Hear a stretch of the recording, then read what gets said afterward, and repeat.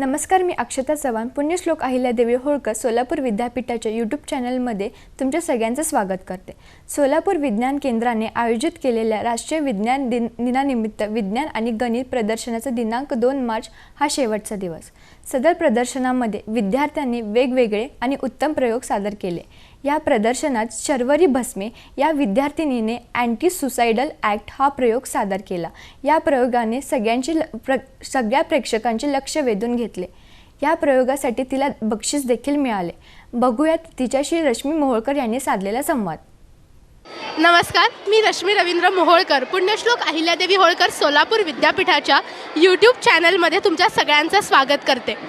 मित्रांनो आणि मैत्रिणींनो, आपण नेहमीच ऐकत असतो किंवा बघत असतो टीव्हीवरती म्हणा किंवा रेडिओवरती म्हणा किंवा आपण वृत्तपत्रामध्ये देखील अशा बातम्या रोजच्या रोज वाचत असतो की आपल्या भारतामध्ये किंवा संपूर्ण जगभरामध्ये सुसाईड रेट्स किंवा जीव देण्याचं प्रमाण, आत्महत्या करण्याचं प्रमाण रोजच्या रोज वाढत चाललं आहे। तर हे प्रमाण वाढतंय ते बऱ्याच गोष्टींमुळे, तर नैराश्य हे कारण असू शकतं किंवा आपल्या व्यवसायामध्ये काहीतरी नफा तोटा हे कारण असू शकतं किंवा असे अनेक वैयक्तिक कारणं असू शकतात। पण आत्महत्या करण्याच्या प्रमाणामध्ये बिल्डिंग्सवरनं उड्या मारून जीव देणं किंवा आत्महत्या करणं, सुसाईड करणं ही खरंच एक चिंताजनक बाब सध्याला ठरली आहे। आणि ह्याच गोष्टीचं निवारण करण्यासाठी आज सोलापूर केंद्राने राष्ट्रीय विज्ञान दिनाच्या निमित्ताने 3 दिवसीय विज्ञान आणि गणिताचं प्रदर्शन भरवलं आहे। आणि ह्या प्रदर्शनामध्ये उत्तमातले उत्तम सायन्स आणि गणित रिलेटेड मस्त मस्त प्रयोग आलेत। आणि त्याच प्रयोगामध्ये एक सुंदर प्रयोग अशा विद्यार्थी तरुणीने आज इथे लावला आहे। आणि हा प्रयोग बघून मला खरं इतकं सुंदर वाटलं की आपल्या भारतामध्ये एवढ्या लहान वयापासूनच एवढे मोठे शास्त्रज्ञ, एवढे मोठे विचार रुजायला लागलेत। आणि ह्याच मैत्रिणीशी, विद्यार्थीशी, तरुणीनिशी आपण आज बोलणार आहोत, तिच्याशी संवाद साधणार आहोत आणि आपण तिच्याकडनं जाणून घेणार आहोत की जो तिचा पूर्ण प्रोजेक्ट आहे, प्रयोग आहे, त्याच्या तिला कल्पना कशी सुचली, तिने ते सगळं सत्यात कसं उतरवलं, हे सगळं आपण तिच्याकडनं ऐकणार आहोत। तर आपण आता आपल्या मुलाखतीला सुरुवात करणार आहोत। नमस्कार। नमस्कार, माझे नाव आहे शर्वरी संजय भस्मे आणि माझ्या या प्रोजेक्टचं नाव आहे anti suicide and rescue system for buildings. Sharvari, मला सांग की खरंच खूप मोठा प्रोजेक्ट आहे। एक तर दिसतानाच तो खूप मोठा दिसतोय आणि जेव्हा बघतीये तर असं वाटतं की काहीतरी इंटरेस्टिंग आहे। म्हणजे लांबूनच जेव्हा आपण हा प्रोजेक्ट बघितला ना मी, तेव्हा असं आपोआपच एक्साइटमेंट, एन्थुझियास्टिकपणा आला की बापरे, काहीतरी क्युरिओसिटी, काहीतरी वेगळं आहे। मग ही आयडिया कुठून आली तुला? ही आयडिया मोस्टली मला म्हणजे टी व्हीवरून वगैरे आली, कारण की आजकाल खूप सगळे लोक आपले जीव गमवतात, उडी मारतात वरून। तर कधी कधी बिल्डिंग्समध्ये आग वगैरे लागते, जसं की आपलं सुरतचं इन्सिडेंट, जिथे एक कोचिंग सेंटर होतं आणि 19 विद्यार्थ्यांना वरून उडी मारून त्यांचा जीव गमवावा लागला, कारण की बिल्डिंगला आग लागली होती आणि त्यांना खाली उतरता आलं नाही। तसंच कधी कधी लहान बाळ किंवा लोक खाली पडतात चुकून। तर या सर्व गोष्टींना बघून मला या प्रोजेक्टची आयडिया आली। ओके, खरं तर तुला सांगायचं गेलं, जेव्हा आत्ता तू सांगितलंस की नक्की हा प्रोजेक्ट काय आहे, मी जेव्हा वाचलं तेव्हा मला समजलं की मी खतरों के खिलाडी बघते आणि जे स्टंट्स असतात त्याच्यामध्ये कधी कधी असतं ना की बिल्डिंगवरनं उड्या मारायच्या असतात आणि तेव्हा खाली प्रोटेक्टिव्ह शेड ते लावतात।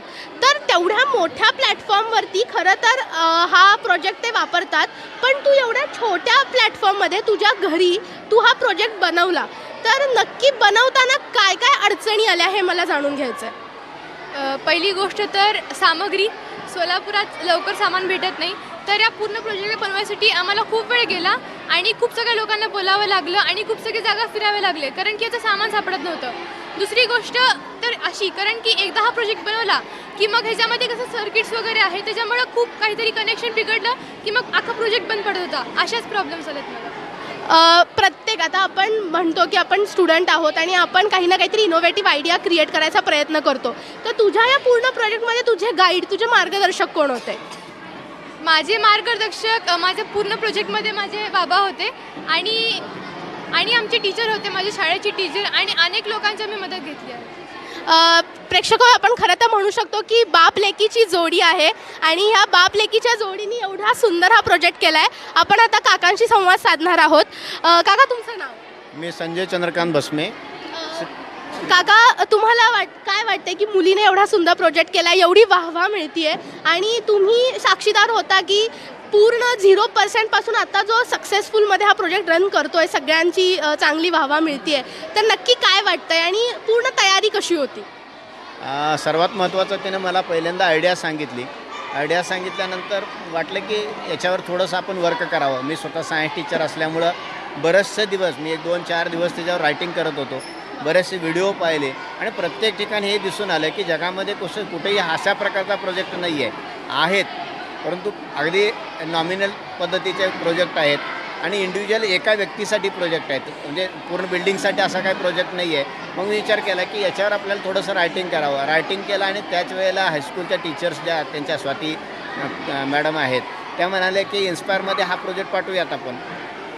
मग इन्स्पायरच्या अंतर्गत आम्ही हा प्रोजेक्ट पाठवला आणि त्याअंतर्गत शासनाकडून त्यांना 10,000 रुपयाचं सेंट्रल गव्हर्नमेंट म्हणजे NIF नॅशनल इनोव्हेशन फाउंडेशनकडून 10,000 रुपयाचं तिला प्राईज मिळालं, म्हणजे अवॉर्ड्स मिळालं आणि त्या अंतर्गत हा प्रोजेक्ट करायचा सुरू केलो. परंतु अडचणी एवढ्या होत्या की हा प्रोजेक्ट करत असताना सगळ्यात मोठी गोष्ट आहे की सर्किट निर्माण करणं, हो. ऑर्डिनो तयार करणं किंवा ऑर्डिनो वापरणं, रिले वापरणं, त्याचे तज्ज्ञ माणसं. कारण का आम्ही BSc लेवल एवढं काही मोठी गोष्ट माहिती येत नाही. मग बऱ्याचशा माझ्या मित्रांचं, त्यानंतर काही माझे विद्यार्थी होते, विद्यार्थी, त्या विद्यार्थ्यांचं असं सहकार्य मी घेतलो. आणि घेत असताना आणखी एक गोष्ट की बिल्डिंग तयार करायचं, त्याचं मेजरमेंट पाहिजे, कोणत्या हिशोबाने पाहिजे, ते प्रोजेक्ट पूर्णपणे रन झाला पाहिजे. प्रोजेक्ट रन होत असताना त्याच्या पुढच्या बाजूला सिग्नलच्या पुढं काही यायला नाही पाहिजे. त्या सगळ्या गोष्टींचा बारीक गोष्टींचा डिझायनिंग ती स्वतः करत होती. घरी बसून ती सारखं सांगायची आणि मी त्याला सांगितलं एक सुंदर अशा प्रकारची इमारत व्हायला पाहिजे. कारण का इमारत किंवा तुमचा प्रोजेक्ट हा काय करतो बोलका असला पाहिजे. आणि त्या पद्धतीने हे सगळं जे डिझाईन तुम्हाला सध्या दिसतंय, वर्क दिसतंय, ते पूर्णपणे त्याचं काम आहे. वा, खरं तर असं म्हणतात ना की जेव्हा एखाद्या मुलीला आपला वडील आणि आपले गुरु एकाच माणसामध्ये मिळतात तेव्हा असे संशोधन खरंच घडतात. शर्वरी, मला एक प्रश्न तुला असा विचारायचा आहे की आता सोलापूरमध्ये तर ठीक आहे, पण मुंबईमध्ये आपण बघतो की स्कॅपर्स बिल्डिंग्स आहेत की त्याचं 57, 59 म्हणजे काय बिल्डिंग्स तर 100+ त्याला फ्लॅट्स आहेत किंवा जे आपण अपार्टमेंट्स म्हणतो तेवढे आहेत. मग प्रत्येक मजल्यावरती तर आपण हा जो तुझा प्रोजेक्ट आहे तो आपण रन करू शकत नाही. मग तेव्हा कितीच्या अंतरनी तुम्ही हे चेंबर्स लावणार? आम्ही इथे एक अंदाजा 22 फुटाचं 2 फ्लोअर्स घेतले आहेत की आता 22 फुटावरून तो जो व्यक्ती आहे त्याला खाली पडायला एका सेकंडचा 60th पार्ट लागेल आणि माझा हा जो ब्रॅकेट आहे तो 0.40 मिलीसेकंड्समध्ये बाहेर येईल. त्याच्यामुळे तो व्यक्ती पडायच्या आत ते ब्रॅकेट्स बाहेर येतील आणि त्याचं जीव वाचेल. ओके. आणि दुसरा प्रश्न असा की आता शेवटी टेक्नॉलॉजी आहे, कधी पण बंद पडू शकते, आपण त्याच्यावरती 100% गॅरंटी विश्वास ठेवू शकत नाही.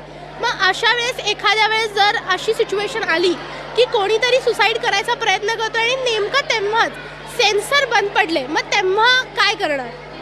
त्याच्यासाठी आम्ही इथं अल्टरनेट सिस्टीम ठेवलं आहे. हे आहे ते की ज्याच्यामध्ये फक्त तो व्यक्ती उतरणार आणि अशा प्रकारे तो घसरत खाली उतरणार आणि खाली आम्ही जसं तुम्ही बघू शकता एअर बलून्स लावणार आहे आम्ही. आता नेट लावलेत तर तो व्यक्ती त्याच्यामध्ये उतरणार म्हणजे जीव असणार. ओके. आणि खरं तर जो सुसाईड करणार आहे तो ॲक्च्युली कुठल्या ना कुठल्या त्या डिप्रेशनमध्ये असणार. असं काही नाही ना की तो बिल्डिंगच्या समोरनंच उडी मारून जीव देईल, तो साईडनी मारू शकतो, मागच्या साईडनी उडी मारू शकतो. मग तशा ह्याला काही अल्टरनेटिव्ह हा प्रोजेक्ट देतो का? अल्टरनेटिव्ह नाही आहे, आम्ही सगळीकडेच लावणार आहे, ब्रॅकेट्स पण लावणार आहे आणि सेन्सर्स पण लावणार आहे, पण ते बिल्डिंगवरती अवलंबून आहे की ती बिल्डिंग कशी आहे. शर्वरी, माझा पुढचा प्रश्न तुला असा आहे, तू एवढा सुंदर प्रोजेक्ट तयार केलंस म्हणजे खरं तर ही खूपच इनोव्हेटिव्ह आयडिया आहे, पण हा जो प्रोजेक्ट आहे ते पूर्ण लोकांपर्यंत प्रमोट करण्यासाठी तू काही मार्केटिंग स्ट्रॅटेजीचा विचार केला आहेस का? सध्या तरी मी सोशल मीडियाचा विचार करते आहे माझा प्रोजेक्टचं प्रमोशन करायसाठी. आणि दुसरी गोष्ट, आज आम्ही सोलापूरच्या युनिव्हर्सिटीमधल्या जे एक्युजेशन सेंटर आहे त्याचे डायरेक्टर जे आहेत डॉक्टर सचिन लटा सर त्यांना भेटले आणि त्यांनी असं म्हणलं आहे मला की या प्रोजेक्टला त्यांनी मला हेल्प करतील. वा, म्हणजे खरंच एक तर ही मला गोष्ट आवडली की यंगस्टर आहे ती आणि यंगस्टरनी सोशल मीडियाचा वापर हे किती चांगल्या प्रकारे तो करतोय. कारण की आपण बघतो आपण विविध स्पर्धा करत असतो आणि तिथं नेहमी असंच येतं की सोशल मीडिया हे वाईट गोष्टीसाठी वापरतोय, पण तसं नसतं. कारण काही यंगस्टर जे शर्वरीसारखे आहेत ते खरं तर सोशल मीडियाचा वापर खूप चांगल्या प्रकारे करतात. शर्वरी, आता खरं तर उत्सुकता ह्या गोष्टीची मला लागली आहे. आपण इतक्या वेळापासून संवाद साधतोय, नक्की वर्किंग कसं आहे मला प्लीज लवकरात लवकर सांग. तर आम्ही इथं सेन्सर्स वापरले आहेत, इथे आर्डिनो कंट्रोलर आहे, इथे मॉड्यूल आहे आणि मागे आम्ही मोटर्स लावले आहेत. हे माझे ब्रॅकेट्स आहेत. तर जेव्हा एखाद व्यक्ती या सेन्सरच्या समोर येईल तेव्हा हे ब्रॅकेट्स लगेचच बाहेर येतील आणि त्याचा जीव वाचेल. मी तुम्हाला करून दाखवते आता. तर एका सेकंडच्या 6व्या भागात हे ब्रॅकेट्स लगेचच बाहेर येतील आणि तो व्यक्ती या ब्रॅकेट्समध्ये पडेल आणि त्याचे जीव वाचतील.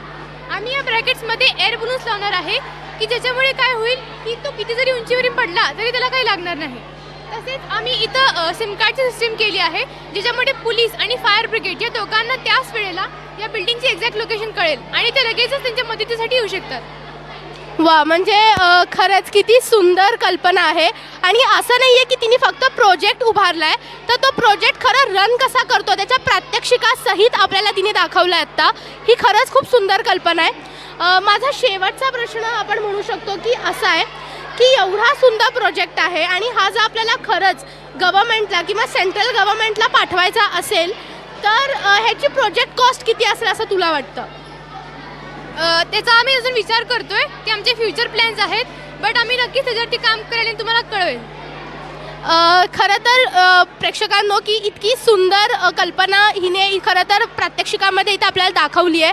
एवढा सुंदर कल्पना आणि त्यासोबत ती कल्पना त्याची अंमलबजावणी करणं ही खरंच खूप अवघड गोष्ट आहे. ती तिने केली आहे. ती फक्त आता 11वीमध्ये आहे आणि 11वीमध्ये असताना एखादी विद्यार्थी तरुणी जर एवढा सुंदर प्रोजेक्ट करत असेल तर आपल्याला असं म्हणायला हरकत होणार नाही की लवकरात लवकर येणाऱ्या काही वर्षांमध्ये आपल्या भारताला नवीन नवीन उत्तमातले उत्तम शास्त्रज्ञ मिळणार आहेत याची मला खात्रीच वाटते. आणि असे सुंदर प्रोजेक्ट्स आपण बघणारच आहोत. मी रश्मी मोहोळकर, कॅमेरा पर्सन तेजस गंजाळेसोबत. नमस्कार.